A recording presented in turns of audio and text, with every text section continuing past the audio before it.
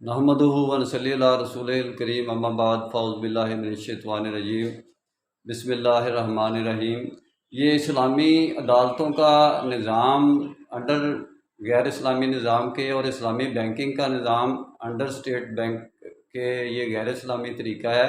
इस्लाम इसकी इजाज़त नहीं देता। ये इस्लाम की अदालतों की भी तौहीन है और इस्लाम के निज़ाम की भी तौहीन है। और सबसे बड़ी बात यह है कि इस्लाम का निज़ाम नहीं है, इस्लाम का अदालती निज़ाम है।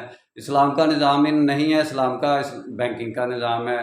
तो यानी सबसे पहले तो हमें इस्लाम का निज़ाम बनाना पड़ेगा। सऊदी अरब में जो बनाया हुआ है उन्होंने शरे अपना जज़ा व सज़ा का निज़ाम को नाफज किया है, तो वो तो इस्लाम का निज़ाम नहीं, इस्लाम की जज़ा व सज़ा का नफाज किया हुआ है, उसको इस्लाम का निज़ाम नहीं कहते। इस्लाम का निज़ाम क्या है?